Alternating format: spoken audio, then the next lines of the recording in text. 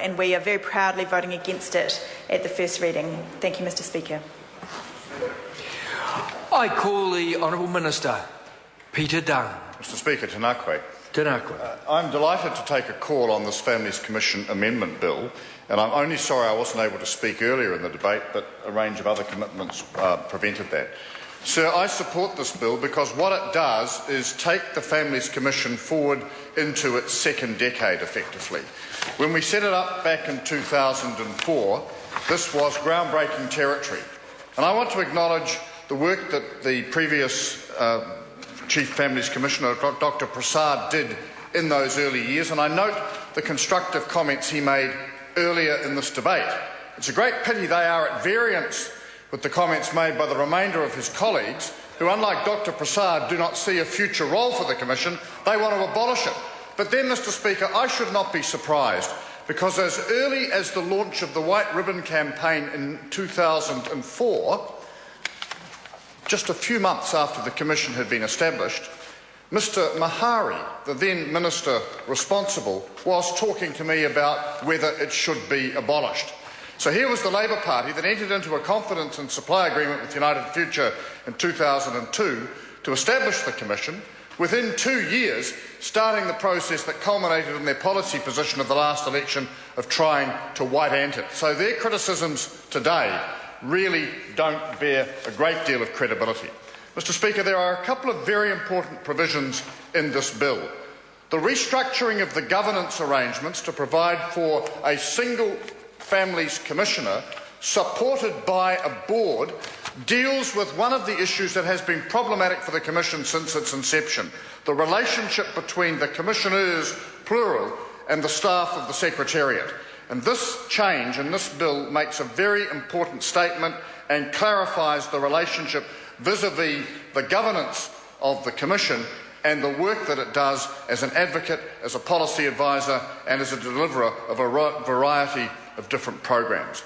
Mr. Speaker, the second important thing that this bill establishes, and I've heard some comment already this evening which I think is misplaced, is the institution of an annual State of the Family report. Mr. Speaker, this idea draws on work that the coalition government in the United Kingdom has put in place in the last couple of years to provide for an annual reporting mechanism over a range of indicators about how well family performance is being monitored and policies implemented to give effect to those issues in the United Kingdom. And I think, sir, for a long time it's been an issue that's been a missing link in New Zealand. If you go right back to the early 1990s, we passed the Fiscal Responsibility Act, which put a lot of stringent requirements on government in terms of reporting on its achievement of its fiscal objectives, greater clarity, greater transparency around those. At that time, we toyed briefly, and it was during the period of the National United Coalition government in the mid-90s, with a social responsibility bill to get the government to be required on an annual basis to report on how it was meeting its social obligations in parallel to the Fiscal Responsibility Bill. The relevance to this legislation, Mr. Speaker, is that the State of the Families report is in effect the modern incarnation of that concept of reporting on the achievement of broad social responsibility objectives. So it is a welcome step. The Commission is well placed to deliver it. It still retains its statutory independence. It still retains that degree of distance from government, but it's also part of the policy-making and advisory mix. And, Mr. Speaker, what this bill does is position the Commission for its next decade.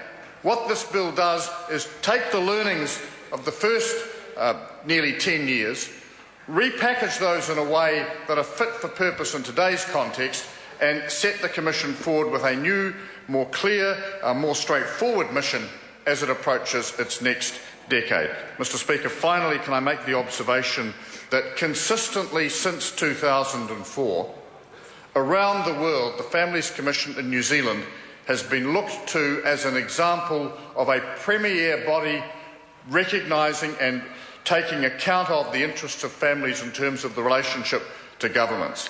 This legislation enhances that role I am very delighted to support it. I was proud to be able to negotiate with the government post-election the changes that have occurred, and I think they will be overall hugely beneficial for New Zealand families. And, sir, that is the ultimate test of this Commission.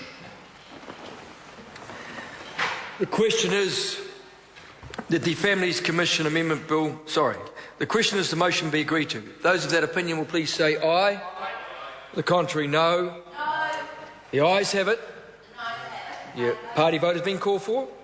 Clerk will please conduct the party vote. Thank you. New Zealand National. 59 votes in favour. New Zealand Labour. 34 votes in favour. Green Party. 14 opposed. New Zealand First. 8 votes opposed. Māori Party. 2 votes in favour. Mana. 1 opposed. Act New Zealand. 1 vote in favour. United Future. 1 vote in favour.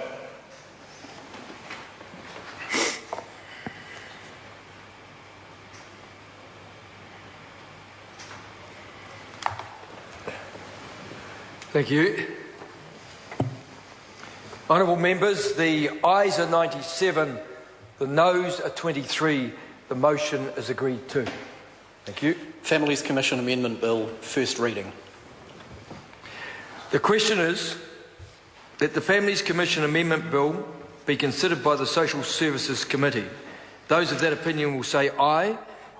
To the contrary, no. The ayes have it. Tanakwe, Mr Speaker. I call the Honourable Member Nathan Guy. I move that the Families Commission Amendment Bill be reported to the House by the 27th of November 2012. The question is that the motion be agreed to. Those of that opinion will please say aye. Aye. To the contrary, no. The ayes have it. That is completed. Honourable members, I now call on Government Order of the Day.